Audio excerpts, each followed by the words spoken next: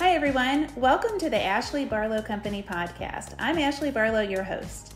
If you are a parent, a teacher, or someone who works at a school, or you're a community member, a volunteer, or a staff member at an organization that supports people with special education plans, a coach, a tutor, or even a grandparent, you're in the right place. Sit back with an ice cold glass of lemonade, put on your walking shoes and grab some headphones, roll down the windows and cruise. Ready, set, go. Educate, advocate, collaborate. Hi, Heather. Hi, Ashley. I'm so excited to have you back. This is so fun. I always love catching up. Me too. I like you so much, and I love your podcast. I am a listener. Thank you very much. I am a consumer of Ashley Barlow. Oh, that's good. It's a little intimidating to know that you're listening. Oh, gosh. Well, you're slaying it. So I'm grateful to be back on. What an honor. You know, I feel the same. I'm so grateful for the work that you do and the impact that you're having, particularly on this topic that we're going to talk about now. Our audience grows, and so you are a repeat guest, but why don't we take just a couple seconds and have you introduce yourself and talk a little bit about your family and the good work you're doing. Sure. So I live in Southern California with my husband of 22 years, Josh, and I'm a Southern California girl, born and raised. I spent a stint other places, but this is where I am. I'm a SoCal girl. I have 3 kids. My oldest, Macy, is 16 and she has Down syndrome. My middle daughter, Truly, is 13 with no disability. And my son, August, is 10 and also has Down syndrome. And all 3 kids came to me via adoption. All 3 kids born in California. All kids were babies when they came home. And we didn't have any intention of adopting a child with Down syndrome the first time around. We had no intention of parenting kids with disabilities. And it's a long story on how we got there, but I just thank God we did. I say Macy, my oldest, was my scariest and best yet, and she changed the game for me in every way for the better forever. And I'm so unbelievably thankful for her, for all my kids, but she was my game changer. She just shifted everything for me. I'm a former special education teacher. I used to teach high school. I taught resource in California. They call it resource, and then which is like a less restrictive placement. And then I taught a life skills class, which is the most restrictive placement. And then I haven't been teaching since in the last 16 years since my daughter Macy came home. In being her mom, it kind of put me down, not kind of, it very much put me down a path towards advocacy and allyship in a public way. And back when Instagram started, I just started an account like people did, and it grew a following. And early on, when Macy was a baby, I just felt overwhelmed with how lucky I was to be her mom and how that was so different than the narrative I had been told about her before saying yes to adopting her, how negative and scary and tragic it would be to parent a child with Down syndrome. And then she entered my life. And so that disconnect really was heavy on my heart often. And so I just started talking about it, just how lucky I was. I started the phrase, the lucky few, which our Down syndrome community just grabbed a hold of real tightly, and started that journey towards what I call shifting the narrative around Down syndrome. And so that has, over the years, it led to adopting another kid with Down syndrome. And then I have 4 books out. I have a 5th book coming out next year, which I'm excited about. I have a podcast called The Lucky Few Podcast, and I've done social media influencing work, all with the goal of representation and shifting that narrative around Down syndrome and creating spaces of belonging for all of us. So that's my high level. So cool. It's so hard to dive into a high level like that because it is so multifaceted and there's so much emotion behind it. But the thing that I hear as you talk about your story and just a brief introduction to you and ultimately to this Lucky Few brand that you built with all of the products and services and outreach is community. There's so much community in that. And like as a member of the Down syndrome community and the wider IDD community and the even wider disability community, and like seriously as a human, I'm so grateful for you and for people like you that were vulnerable enough to share your story and then to do something with it. What started off as like Instagram post about an adorable baby. I just think it's so beautiful. And yet going into this topic, community remains hard for us to access in this space, doesn't it? Yes, I always say, I joke, and it's sort of not funny, because it's true. There's like that old idea of people say like the mechanic always has a broken down car and the painter always needs his house painted. I'm like, and the advocacy, like the belonging inclusion advocate can't find it for her kid. It feels like that. Like, what is happening here? Yeah. Because it's been a real struggle, and we're 16 years in, and I have a lot in the time as I'm committed to being a learner in all of it. And so I feel like I can see more clearly every year, like, oh, this is why. Oh, this is probably why. And so much is out of my control and my kids' control. So then we are where we are. And that's all very vague, but I'll let you. This is why. I don't know if I've ever told this to you, but I distinctly remember this moment. By the way, I am sending, I have a senior in high school. Oh my gosh. And so I am in a weird emotional state. And so I might cry. And I'm just telling you that. Great. Let's bring it. It's going to happen. I was walking down my basement stairs to tell you this story in my mind. And I thought I was going to cry already. Oh. I like distinctly remember this moment when Jack was like 18 months old or maybe even younger. I was switching the laundry in this dingy, non-Pinteresty basement. And I had like one of the best epiphanies of my life that whatever this is that we're doing here on this round ball, it's about each other. And it's about how we do interact, how we don't interact, how we love, what love is, what that community is. And I, like you, come back to gratitude so often because like there is so much to learn. There's so much beauty to see and there's so much connection.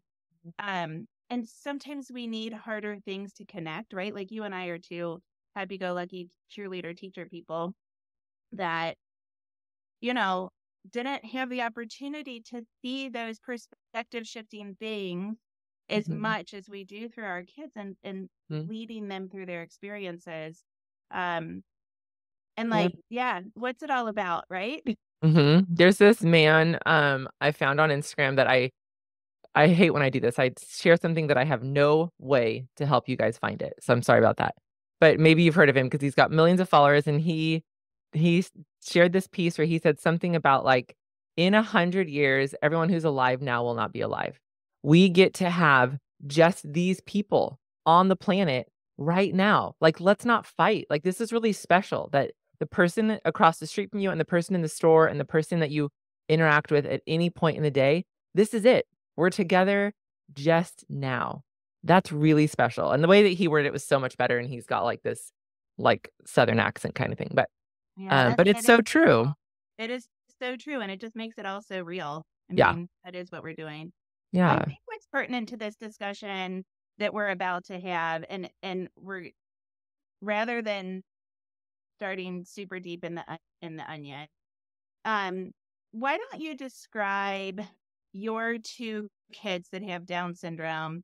And what we're leading to is what environments have been right for them at school and in their communities. And I think knowing a little bit more about them will help us to kind of frame, give context to the conversation that follows. Sure. So I'll start with my son, August, who's 10. August is that kid with Down syndrome that if you only know stereotypes about Down syndrome, the good kind. And August is like an easy person with Down syndrome to know. And this is why his language is a strength of his. He just has really strong language. And that helps a ton as a human in the world that we live in to be able to be understood when you speak and to be able to understand what's being spoken to you. And so it gives you access to so much of the world that unless that's not a thing for you, you don't understand that is the case. So he is like a lot more pliable. He can assimilate really easily.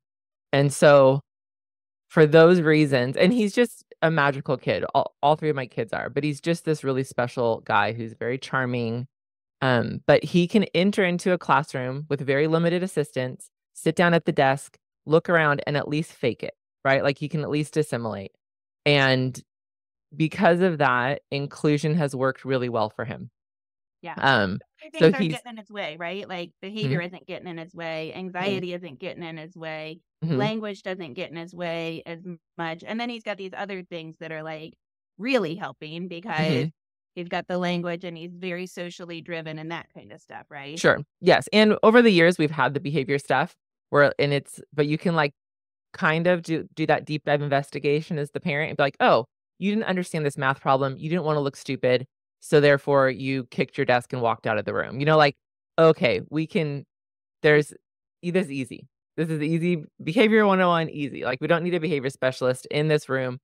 And then he can understand, we can like process that with him. He's going to grasp what we're saying, understand it, and move forward in the way that with like quote ease, if that makes sense. So he's been fully included in TK or in school since TK, transitional kinder here in California. Without a one-to-one, he has an aide in his class. So his IEP is written in a way that there will always be an aide in the class that he is in because they need that. He does need extra support that way with another adult. But he doesn't use a one-to-one. And then other just kind of modifications. Academically, he's very, I hate all the different wordage, but he's very far below his typical peers academically, reading, writing, math, all those things.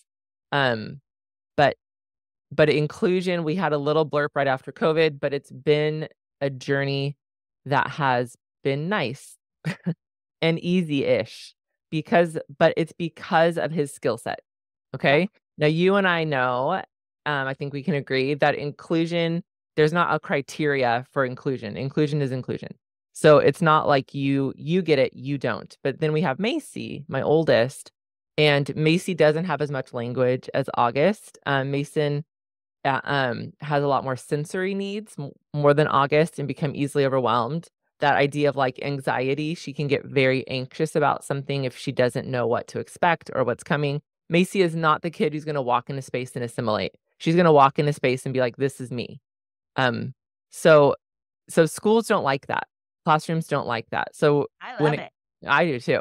I think it's great. And it's good for all of us. Yes. In assimilation, we all have to do it, right? Like I get that. We all have to do it, but it's not the criteria that then grants you access to inclusion. However, it is. This is the world we live in, right? No, it shouldn't be. Legally, it's not.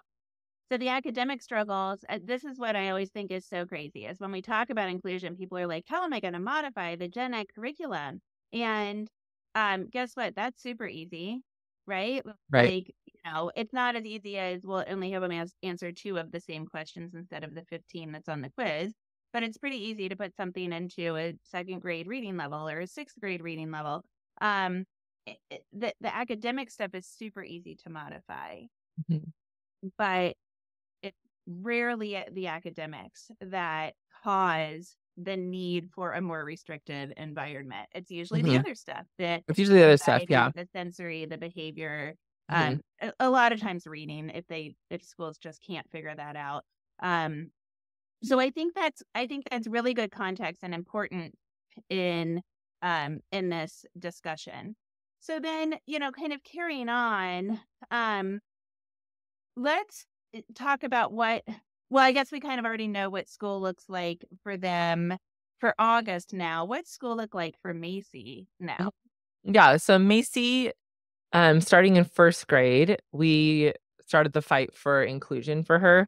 Preschool, she was included. Kindergarten, she wasn't. In 1st grade, she wasn't. And then, this could be like a 5-hour talk. But by 3rd grade, we had a plan in place written into her IEP, this beautiful legally binding document that included an inclusion specialist to come. The school didn't have that, to come in and modify the curriculum, one, but also create an environment and help the teacher and the students understand, how do we create an environment where Macy can have the same access and opportunities as her as her gen ed peers, her non-disabled peers in the class, with Macy being Macy. And so that looked like all kinds of behavior support. There's a lot of support.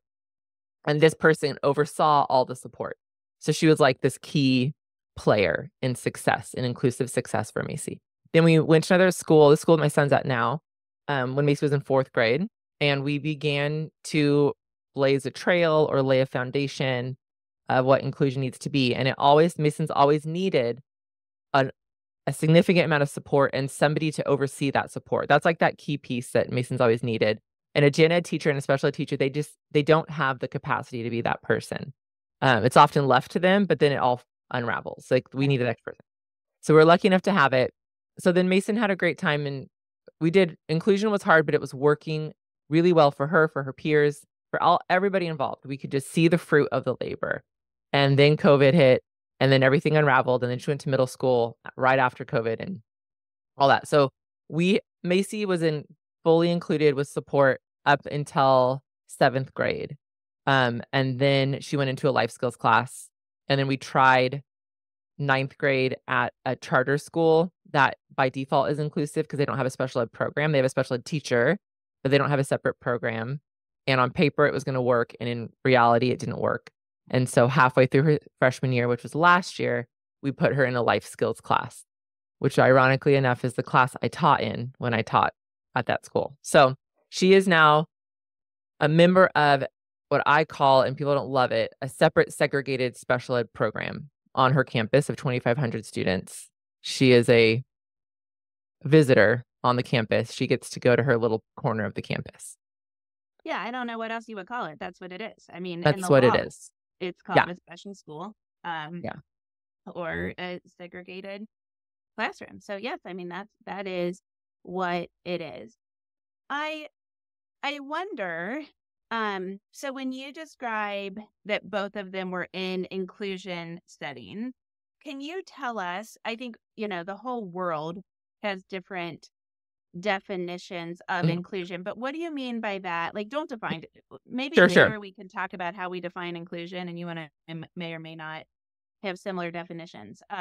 Because there really is no definition. So we're all left to decide. But what did that look like? Like when you say they run inclusion classrooms, what's that mean? Yes.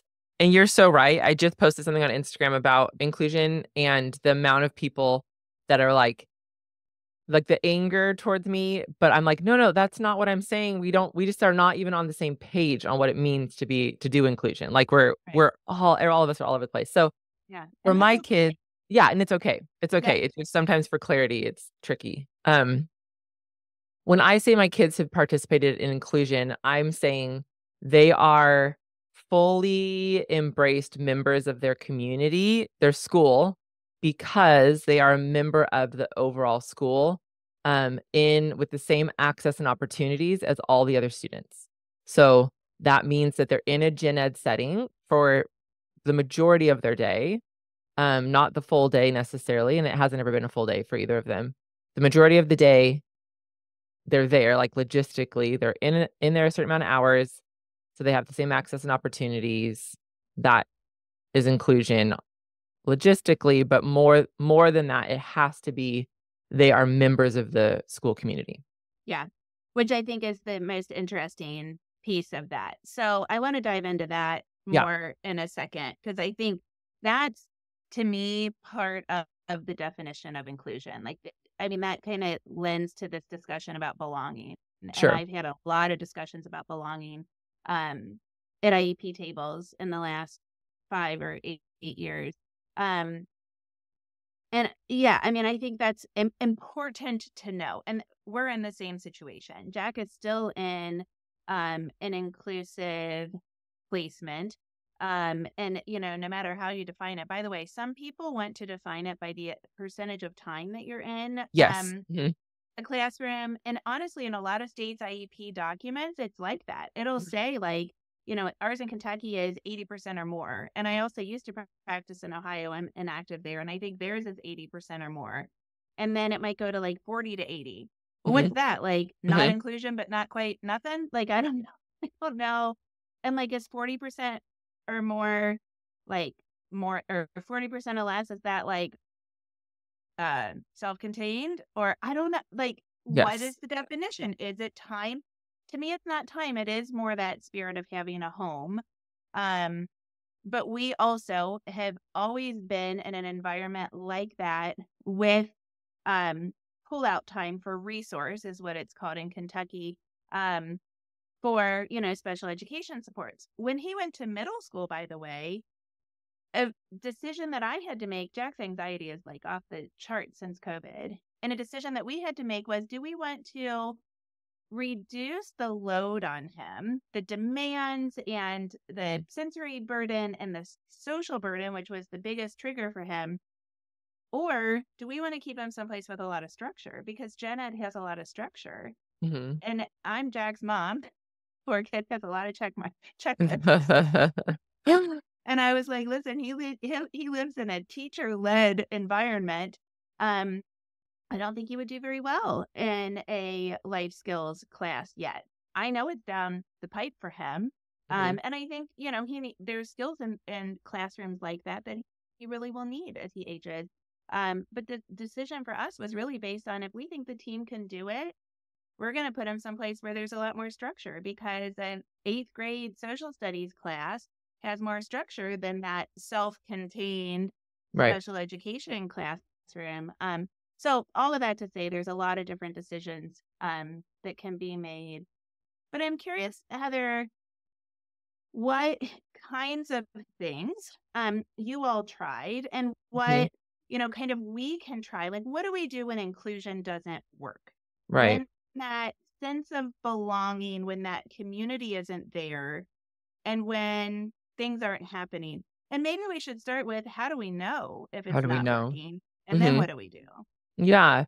I can share what we've done with Macy over the last few years, and then I would love to talk to you about a little more about, like, that definition of inclusion and belonging and how important that is for everyone involved to be on the same page with that, and the reason that I think it is failing is because the systems, can't figure out what that actually means. So, with Macy, so she was in the gen ed setting with support, the general education setting, fully included with support for so long, and then what we started to notice was behavior, right? So Mason's language, she can have a hard time communicating with her language, and so we're seeing these behaviors that then start to become pretty consistent of, like, refusing to go into her choir class. Like, "What? That's so weird, she loves choir," or, like, refusing to walk over here for lunch, like, things that were like, she loves these things, what's happening? This is a middle school, and, what happened is we just recognized how stressed she was in the environment she was in, and when we requested what we believed were the supports that she would need, and those were denied, which was we had given up on we had, like, given away our inclusion specialist. It's such a long story, but we needed that person back on the team, Yeah. and it was denied. Or they said, "We have the resources here," and we're, like, clearly pointing out how it's not working. And it just got to the point where every morning Mason didn't wanna go to school, and Josh and I are just my husband and I are just thinking, "This is heart-wrenching." Like, where are we sending her? What are we sending her to do every day? And the stress level was so high for her that we then said, "You know what? Just to alleviate stress for her, we either pull her from the school," and I don't know what we do then, because homeschooling is not an option, Yeah. or we can put her in the life skills class on campus where, yes, it's less I can understand that part of less structure, and we're giving up so much by doing that. Number 1, the biggest thing I feel like is being given up is giving up on the hope and the right for her to be a full member of her school community. Um, but she's in a place where there's basically as many adults as there are students, which really irritates my soul, and I don't think it's helpful, but it's just so much less stress, Yeah. so much less stress, and it Yeah. was. Well, It you was. aren't going to learn if you're in a traumatic environment. Period. No, totally. Period. And If you so are mhm, that dysregulated, you are not going to learn. And yes. so you have to go where you can access learning. And Yeah. if the setting is not right, also, by the way, you can't change the resources that are available Mhm. that much.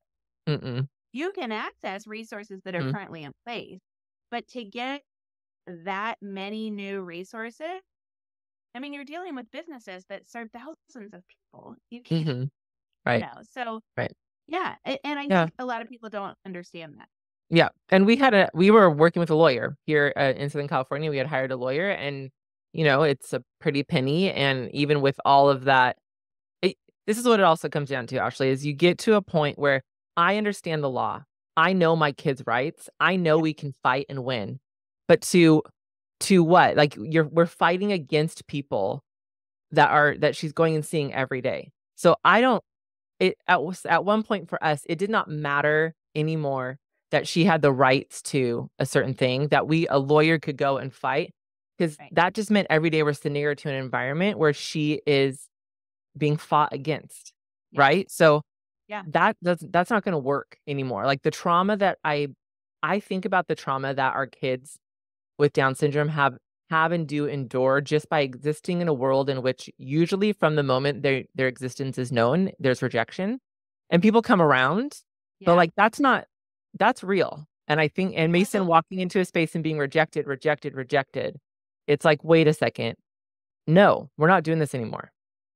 You know what I think, and you've probably had episodes on this because I've heard lots of people talk about this. And I am certain that I've heard you all talk about it on your podcast, is how strong the EQ is, particularly for students who aren't able to express themselves with expressive language.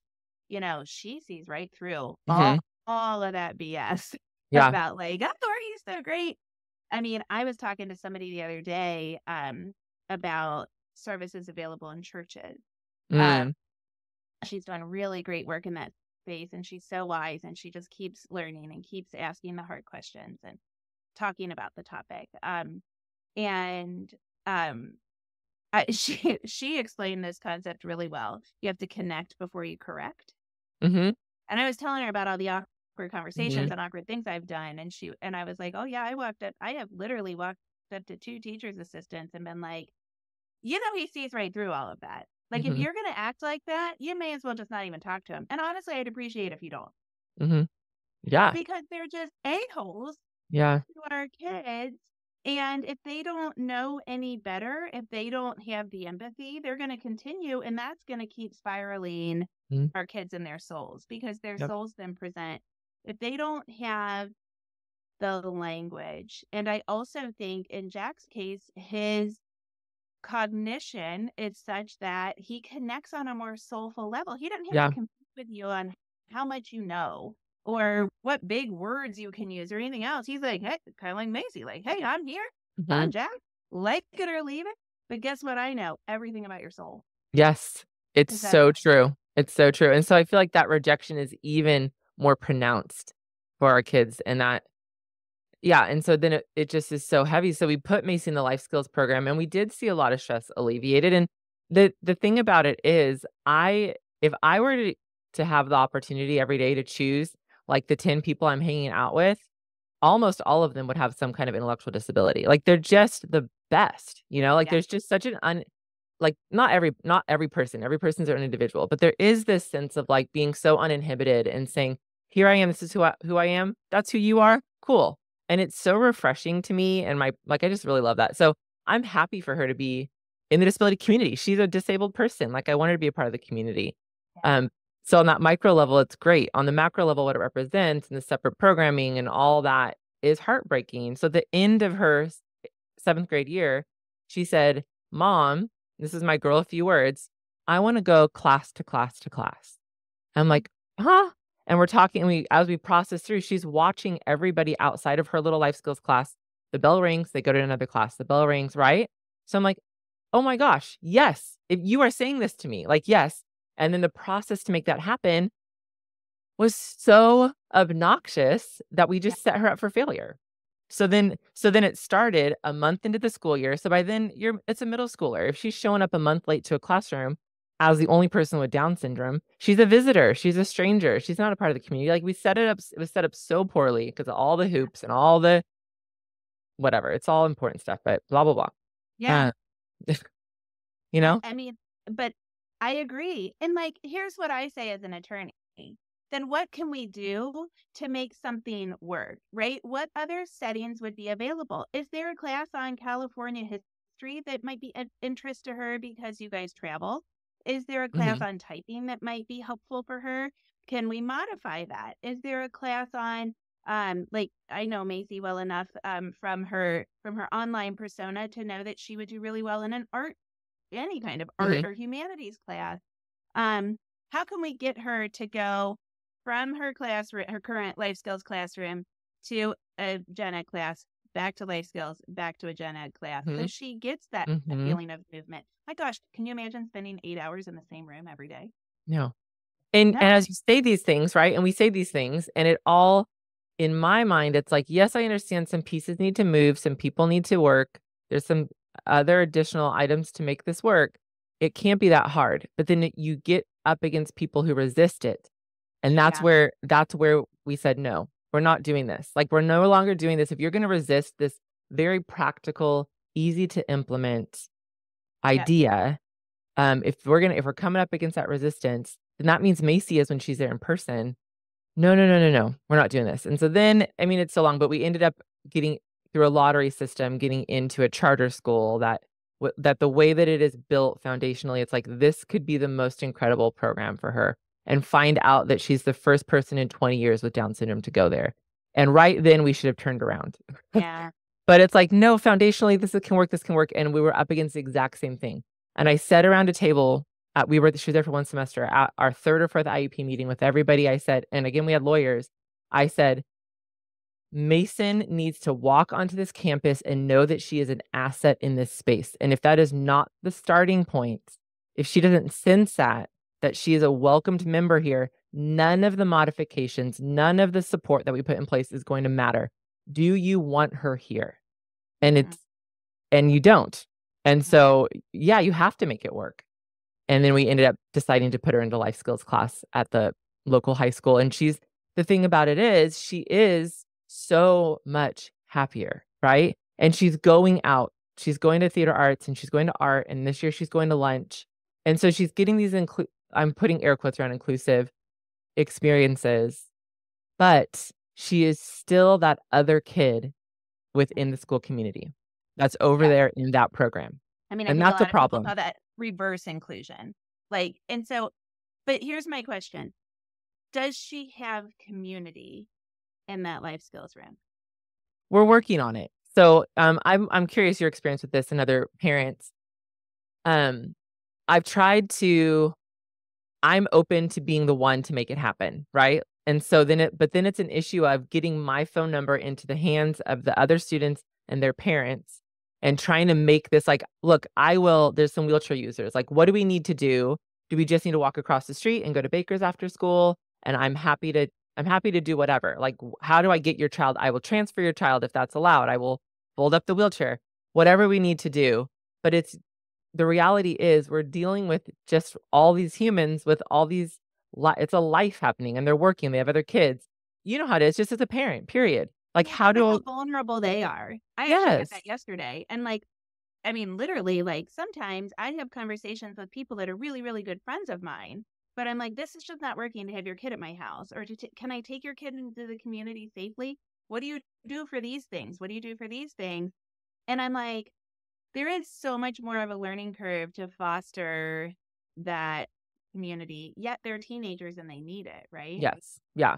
So it's just been slow going is kind of the shorter answer.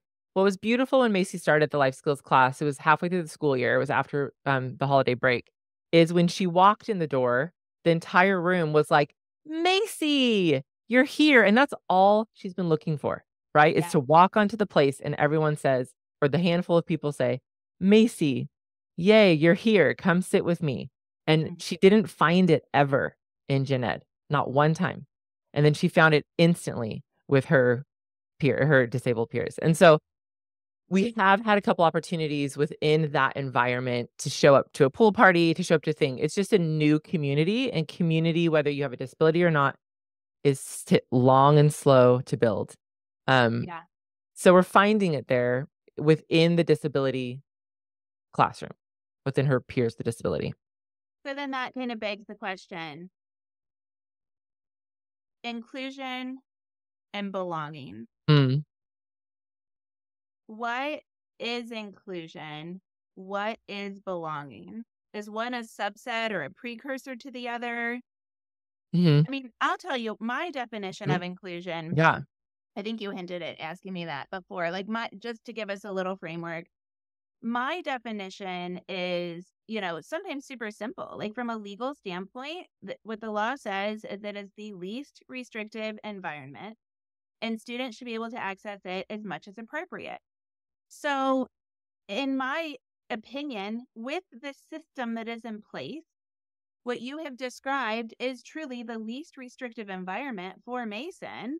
That's currently appropriate. It's currently available, right? I mean, Hmm. that's reasonable. And in the law, we talk about reason all the time. It's not. Sure. You've tried everything else, and nothing was reasonable or practicable for her, right? Like it Hmm. wasn't impossible, but it just wasn't practicable because there weren't enough resources available. So, sometimes it's as easy as LRE, the least Yep. restrictive environment. And she's not in the most restrictive environment. Heavens, by way of the law, she's like 4 steps above it because it's Hmm. like home placement, hospitalization, institutionalization, etc. Special school. Like she could be in Hmm. Utah at a Hmm. school. Um, and our children are not there. But, sometimes it's equal. It's as simple as it can be. It can also be complicated, Hmm. but I think that's really cool because humans are beautifully complicated. Hmm. And I think that leans to the fact that inclusion really should have somewhat of an individualized definition. Yeah. Yeah. Yes. And that's so good to hear you say that about like restrictive environment, because I forget that there are much more restrictive placements that she could be in. We're like you said, 4 or 5 tiers down from that. And again, if your child isn't that most restrictive, that's okay too. You do what you need to do for your kid. So here's my thing with inclusion and Some belonging. people advocate for that. Like Yes. seriously, the Yes. Down syndrome community is like inclusion.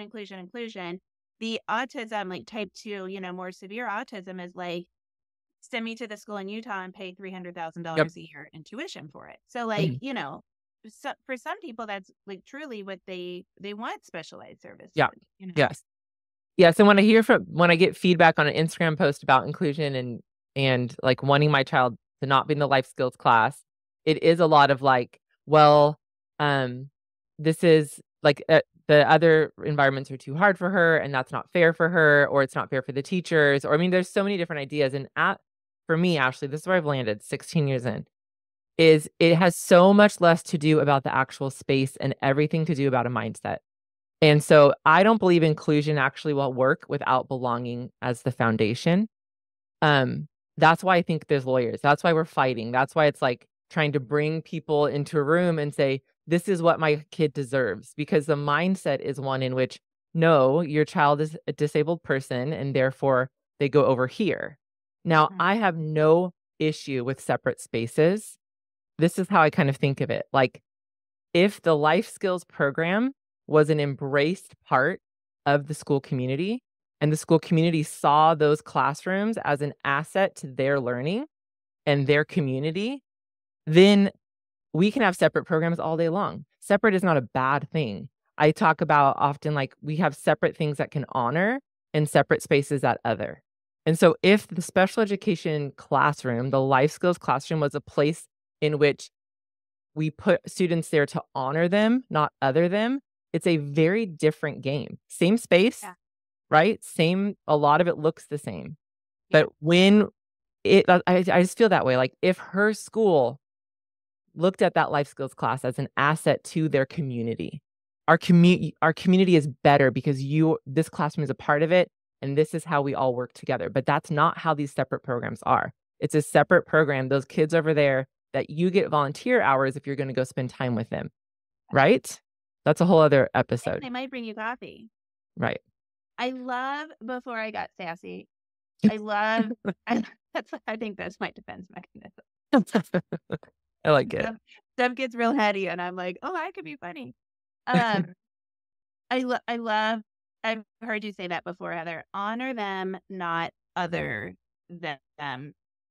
And I couldn't agree with you anymore. I think that's what they keep talking about belonging. And, I think in my case, it's really DEIB initiatives that were coming in other places other than schools that made me start to think about belonging and Mhm. start to think about how our souls feel. And this is why I say that I think um, inclusion and belonging can be complicated and individualized because guess what? Some people feel absolutely a part of a space, even when objectively, pragmatically, the rest of the people are rolling their eyes at them and saying, like, you are so annoying. Stop asking me all those questions. Mhm. Why are you gritting your teeth or grinding your teeth or stimming in the corner? But they feel very much a part of that community. And then there's people like Jack and Macy who just so want people to engage with them. And in Jack's case, he admittedly makes it very difficult to engage with him. Puberty and all kinds of things are getting in Mhm. the way of him accessing social interaction with other pubescent people.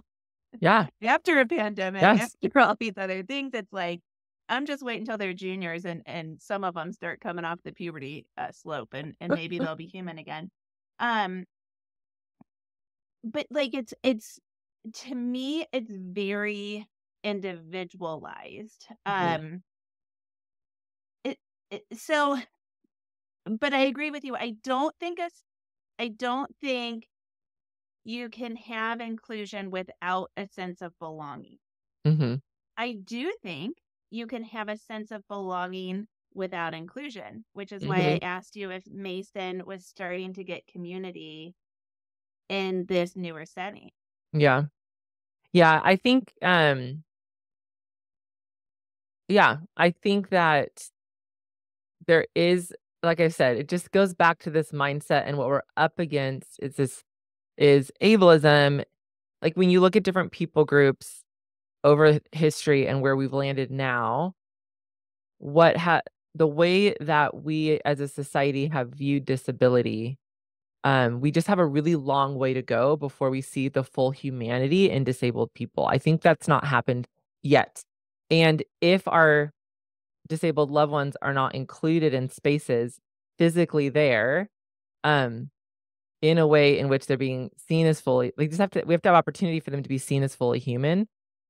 And I say a lot, Josh and I say, like, you can't change what you don't name. We just have to even call that out. Like, hey, everybody So who's intangible. volunteering, right? Like, if you are here for the lunch club and you're volunteering once a week to have lunch with the kids in the life skills class, can we on the very first day say, can you ask yourself, do you see them as fully human or do you see them as less than because they're disabled?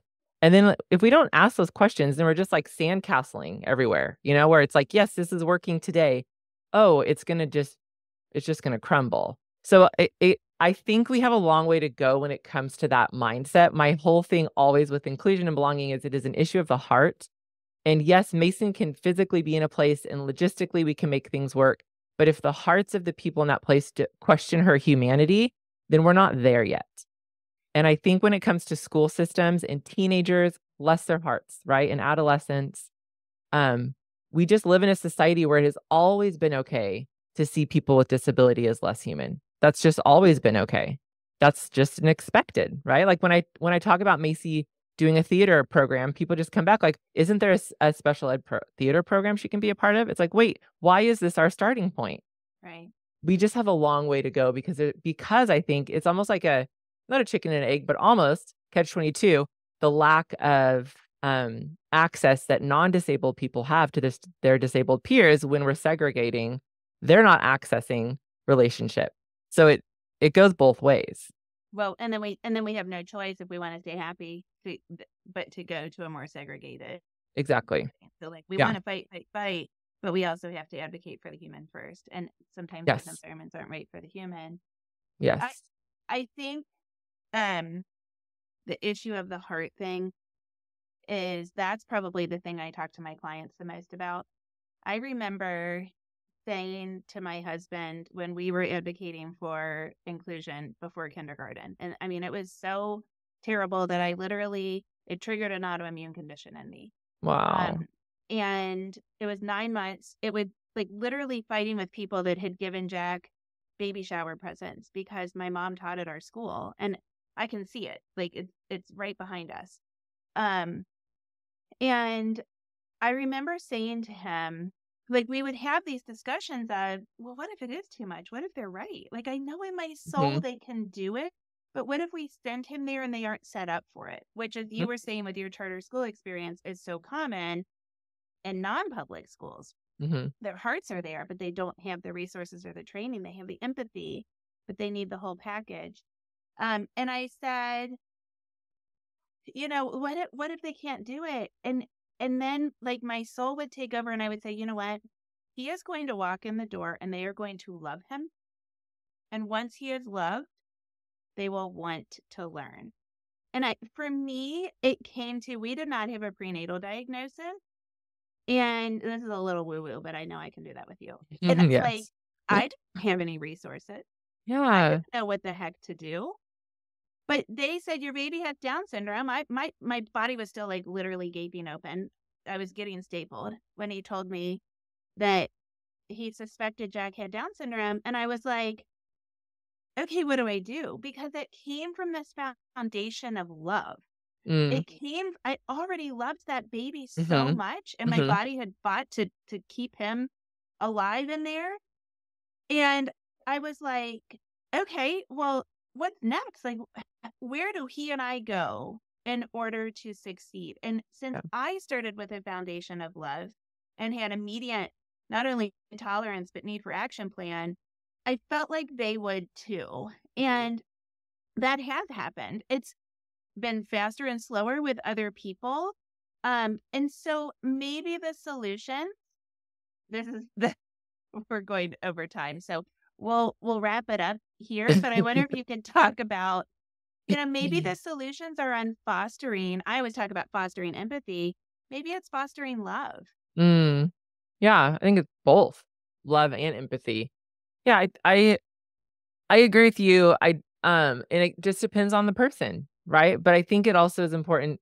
I think it's so many things happening at the same time. Yes, that's so true, right? Like you get to know and love a person, and then it just changes everything in the ways that you would do things for that person. And in school, I can point at teachers who fell in love with my Macy. And even though it was not less hard what needed to happen that school year, it worked because the teacher loved Macy the person. But that's what also makes it really fragile, inclusion, because it's person by person by person. So that's exhausting, dear moms and dads and caregivers. Like that's exhausting every year. Is it going to work? Is it not? Is it going to work? Who are we going to get? But there's that sense. I agree with that. What was you said right there when you said we're wrapping it up? There was a question. Did you say a question to me? Like the issue of the heart. I think that's it. Issue of the heart. Yeah. Issue of the heart. It's a question to foster that empathy instead of advocating for tools, specific to inclusion. Yes, I actually really do believe that when I start out with a new team or new people, I've just gotten to the point where I just go in and lay out, hey, this is what we're after. And I call things out. Like we've had a hard time with certain parts of education, but what I need more than anything for this to work is for you to see Macy as a full human and an asset to your classroom and your school. This is what we're after. And from that foundation, I just think we can work miracles. But if that foundation doesn't exist, it's not going to work. And it's not, I don't feel like I'm being a pessimist. I'm just being pragmatic. Like if you do not see my daughter as an asset with all her interests, you mean help me out here. What Ashley said. And the hard and the who she shows up in. And yes, she will be working on things to be her best version of herself, but her best version of herself will always have Down syndrome, will always have learning disability, and will always need extra support. If you can't see that as an asset to your life and your student's life and your school's life, it's not going to work. It's just not going to work. And we're out, which is really why we bounced from that. Like that was the conversation we had with the charter school, and they couldn't come back and say, no, we do see her as an asset. They couldn't say that. So we're like, okay, bye. We're not doing this. Yeah. And if there's one thing our kids have taught us, it's that we don't have time for that kind of stuff. We don't have time for that. And so then we end up in what I call a separate program on a campus where I do believe the overall attitude and foundation is one in which her whole value and worth is in question. And she's finding pockets of really beautiful relationship, right? Like opportunities with certain gen ed teachers who are then bringing her in and creating opportunity for her non-disabled peers for the first time ever to have a relationship with someone with Down syndrome. So I can see the good there. Like I said, there's what we're really focused on right now with Mason and community and belonging is this micro and macro. Like micro level, she is happy. We made the right choice. On a macro level, this is an injustice to who she is as a human and to the disability community at large. And I would say to all humanity, if we're going to keep her separate from the rest of us, so I couldn't agree it's with both those. It's both those. And that's a hard, heavy thing to hold and navigate as a person who loves her. But guess what? We're in our 40s and That's right. We're still accessing new environments. We're still growing. Yep. And it's real hard to think about pushing for our kids until they're 40, but they can still learn and grow and access more and more and more. Right. And that's the beauty of life. So lifelong learners. Yeah. Lifelong learners. Yeah. Okay, Heather, what do you have going on over there at Lucky Few? How can my people tap into your amazing work, especially at the beginning of the school year?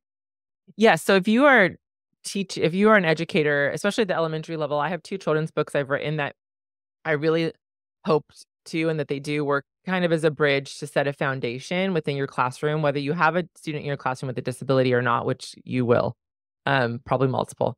But I have a book called Different, A Great Thing to Be, which encourages students and kids to celebrate and embrace the differences they see in themselves and others. And I have a book called Everyone Belongs, which is a story of 2 girls who have to adjust a play that they're putting on throughout the whole book in order to make it a play that everyone can be a part of. So they both have really good lessons on how to build community with people who are different than you and how to see the beauty in yourselves and others around you. And both have online resources too at heatheravis.com.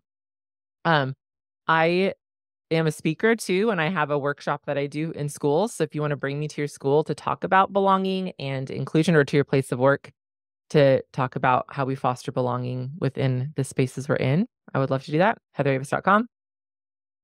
Okay, I love that. I did not know about the online resources. Both of those books are favorites of Jack Barlow's. Okay. And I didn't know. Okay, do we have time for 3 tips for garage sale shoppers? I have all the time. I've got tons of time. Heather is the most avid garage sale shopper I know. I mean, is that funny? How do you do it? I'm not even going to try, but other people might want help. Okay, I mean, you need to have a plan. So I go online to yardsales.net. This is national, or Craigslist, or your Facebook group. There's going to be a Facebook group that's a yard sale group in your community, likely. And then people are advertising their yard sale, usually just the day before. And then I screenshot those. So on my phone, I've just got a bunch of addresses, pictures of addresses. And then you know where to go. And then you will absolutely have lots of sales along the way. Well, not absolutely, likely, where there's just signs. They didn't advertise. So that's one, be prepared. And then you've got to get there early. That's my biggest secret that I don't want to give away. Well, if it starts at 7, most yard sales in California start at 7 or 8. If it's a 7 a.m. yard sale, you need to be pulling up at 6:30, 6:40. Will they let and then, not always. Some people won't. Some people do. It's part of the journey and the adventure. Some people advertise at 8 o'clock. You get there at 7:40, and they've been open for an hour, and all the good stuff is gone, and that's so annoying. But I have to figure out my map and where I'm at. There's certain parts of town where it's like, these houses probably are selling great stuff. And that's it. Okay.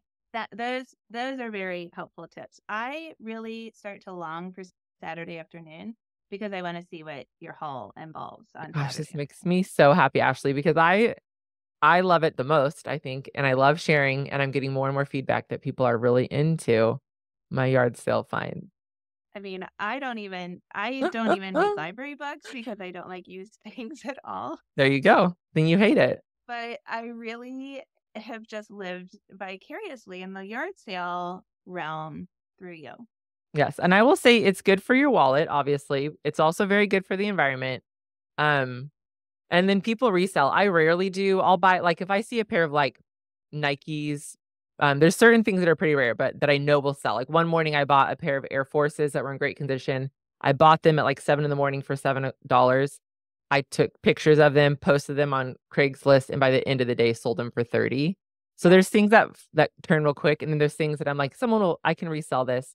But so you can go in with that idea, but I really just am looking for things for myself or people who I know are looking for certain things. Yeah. And then friends, you can get furniture all the way down to like paper goods and everything. It's hard for me, Ashley, to go to Target and like buy a thing like a basket.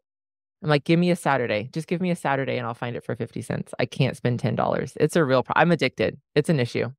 I am very, very impressed. I am like this with Amazon, but I spend Okay. Like just fine too. Obviously, we could go on and on. Thank you Yes, so that's much. so You're funny, Ashley. I love always it. a joy. Thank you, my friend.